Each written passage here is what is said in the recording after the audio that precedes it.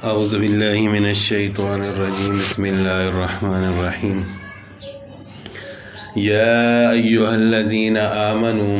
اے ایمان والو لا تدخلوا بیوت النبی مت داخل ہو نبی صلی اللہ علیہ وسلم کے گھروں میں الا ان یؤذن لکم مگر یہ کہ تمہیں اجازت دی جائے الی طعام غیر ناظرین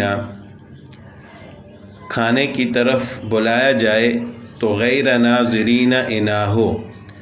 اس کے پکنے کا انتظار نہ کرو ولیکن اذا دعیتم اور لیکن جب تمہیں دعوت دی جائے بلایا جائے فادخلوا تو آ جاؤ فاذا طعمتم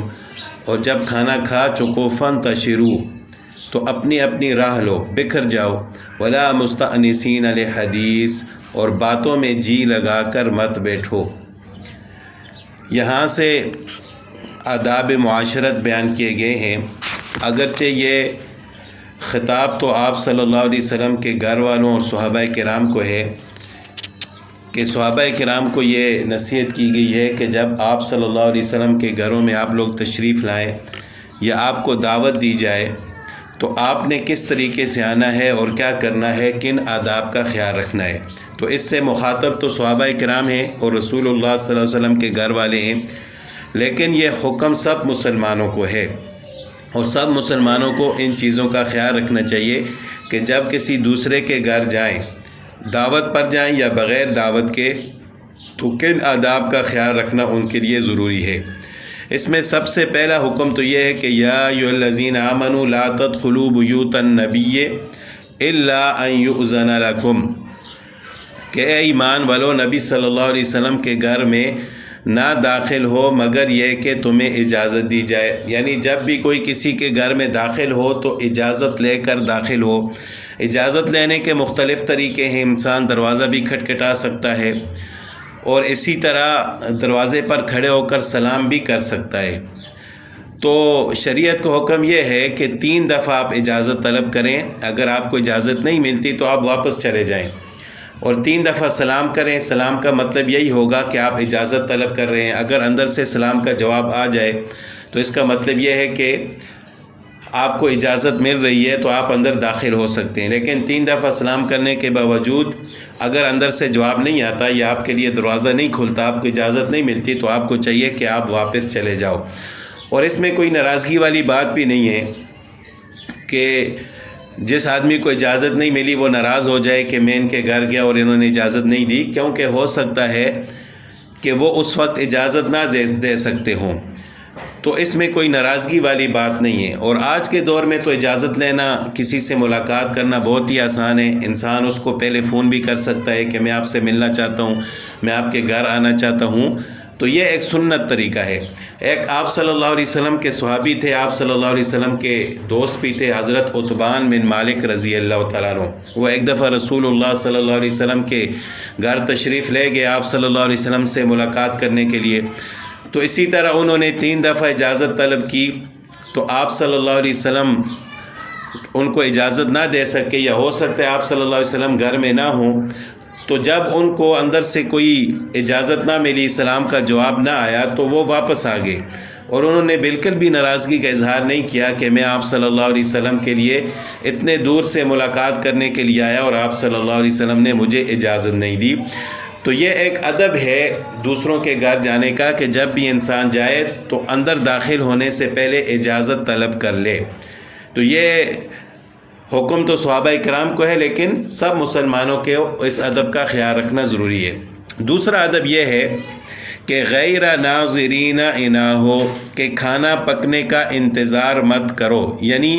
اگر آپ کو دعوت پر بلایا جا رہا ہے تو اتنا جلدی نہ جاؤ کہ ابھی کھانا تیار ہی نہیں ہے اور آپ بیٹھ کر اس انتظار کر رہے ہیں کہ ابھی کھانا تیار ہوگا اور میں کھاؤں گا۔ مثال کے طور پر اگر دوپہر کا کھانا ہے تو کوئی بندہ صبح 9 بجے یا 8 بجے جا کر بیٹھ جائے اور کھانا پکتے وقت انتظار میں بیٹھا رہے کہ جب کھانا تیار ہوگا تو میں کھاؤں گا، تو زیادہ جلدی جانا یہ بھی ادب کے خلاف ہے اور زیادہ دیر سے جانا یہ بھی ادب کے خلاف ہے۔ جس طرح آج کل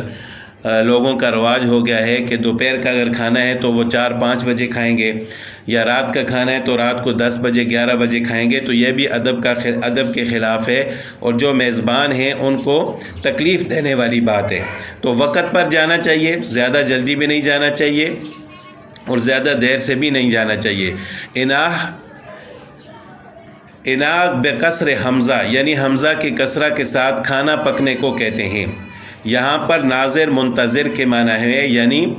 کھانا پکنے کا انتظار نہ کرو، یعنی اتنا جلدی نہ جاؤ کہ کھانا تیار ہونے کے انتظار میں بیٹھے رہو۔ یہ دوسرا ادب ہے۔ وَلَٰكِنْ إِذَا دُعِيتُمْ فَادْخُلُوا، تیسرا ادب یہ بھی دوسرے ادب کے ساتھ ہی ہے کہ بلکہ جب تمہیں بلایا جائے تو جاؤ، یعنی جو دعوت کا وقت ہے اس پر جاؤ۔ تیسرا ادب یہ ہے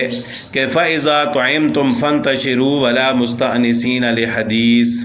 کہ جب کھانا کھا چکو تو اپنی اپنی راہ لو، یعنی اپنے اپنے گھروں کو چلے جاؤ یا کسی اور کام میں مشغول ہو جاؤ۔ وَلَا مُسْتَأْنِسِينَ لِحَدِيثٍ، باتوں میں دل لگا کر مت بیٹھو، یعنی آپ کسی کے گھر گئے کھانا کھانے کے لیے، اب کھانا کھا لیا، اس کے بعد دیر تک گپ شپ ہو رہی ہے، باتیں ہو رہی ہیں، تو یہ بھی میزبان کو تکلیف دینے والی بات ہے، اور خاص کر رسول اللہ صلی اللہ علیہ وسلم کو، کہ جب آپ نبی صلی اللہ علیہ وسلم کے گھر میں جائیں کھانا کھانے کے لیے تو پھر زیادہ دیر تک کھانے کے بعد بیٹھنا یہ آپ صلی اللہ علیہ وسلم کے لیے تکلیف دہ ہے۔ تو صحابہ کرام کو یہ ادب سکھایا گیا ہے، اور قیامت تک آنے والے مسلمانوں کے لیے نصیحت ہے کہ آپ بھی اس ادب کا خیال رکھیں۔ آگے جو حکم ہے کہ وَإِذَا سَأَلْتُمُوهُنَّ إِنَّ ذَلِكُمْ كَانَ يُؤْذِي النَّبِيَّ، یہ بات نبی صلی اللہ علیہ وسلم کو تکلیف دیتی ہے۔ فَيَسْتَحْيِي مِنْكُمْ، اور پھر آپ صلی اللہ علیہ وسلم تم سے حیا کرتے ہیں، یعنی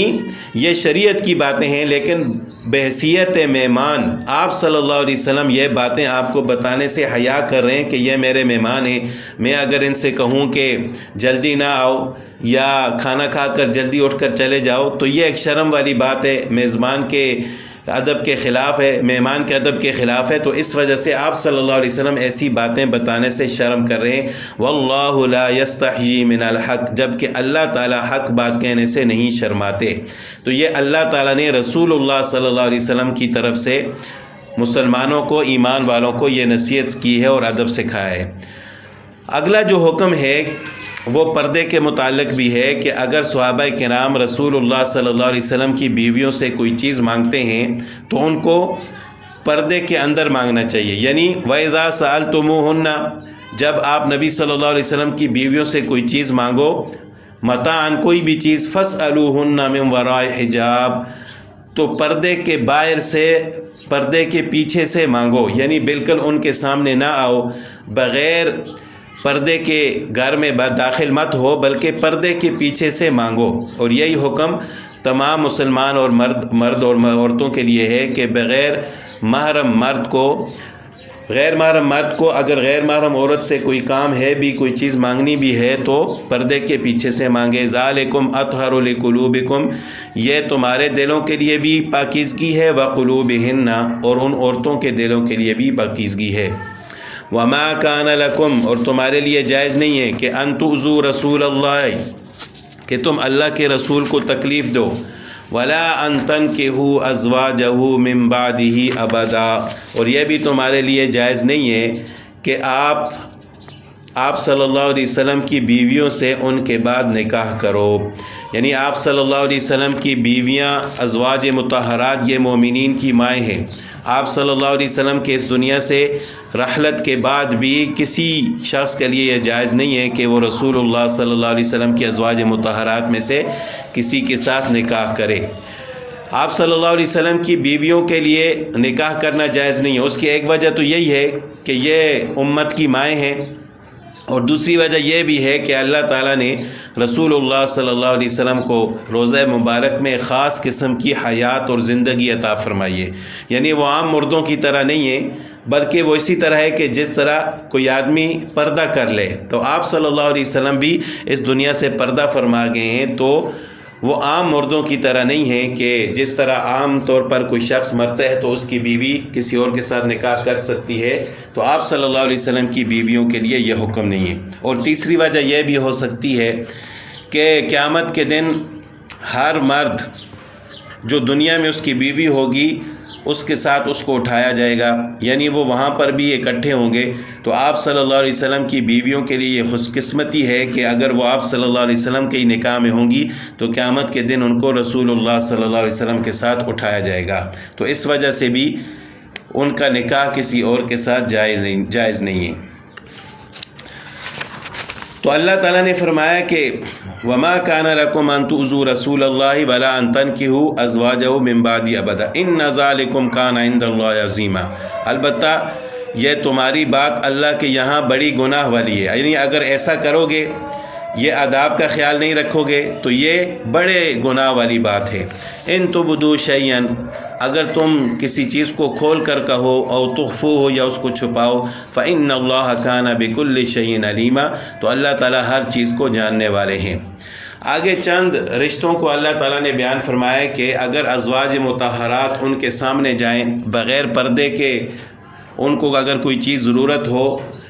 تو ان کے سامنے جانے میں بھی کوئی حرج نہیں ہے، کیونکہ یہ محرم رشتے ہیں اور ہر مسلمان عورت کے لیے یہ جائز ہے۔ لا جناح علیہن فی آبائہن، گناہ نہیں ہے ان عورتوں کو اپنے باپوں کے سامنے ہونے میں، یعنی باپ تو باپ ہوتا ہے، اگر کوئی عورت اپنے باپ کے سامنے جاتی ہے تو اس میں کوئی حرج نہیں ہے۔ ولا ابنائہن، اور نہ اپنے بیٹوں سے، ولا اخوانہن، اور نہ اپنے بھائیوں سے، ولا ابناء اخوانہن، اور نہ اپنے بھائی کے بیٹوں سے یعنی بھتیجوں سے،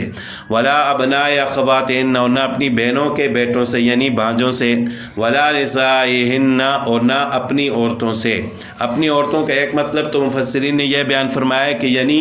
ایک مسلمان عورت دوسرے مسلمان عورت کے سامنے بغیر پردے کے جائے تو جائز ہے، لیکن کسی کافر عورت کے سامنے نہ جائے، خاص کر جو بے پردہ عورت ہو، جو پردے کا اہتمام نہ کرتی ہو، مسلمان عورت کو اس کے سامنے بھی نہیں جانا چاہیے۔ ولا ما ملکت ایمانہن، اور نہ اپنی کنیزوں کے سامنے جانے میں کوئی حرج ہے۔ واتقین اللہ، اے مسلمان عورتوں اللہ سے ڈرو، ان اللہ کان علی کل شیء شہیدا، بے شک اللہ کے سامنے ہر چیز ہے، اللہ تعالیٰ ہر چیز کو دیکھنے والے ہیں، سب کچھ اللہ تعالیٰ کے سامنے ہے۔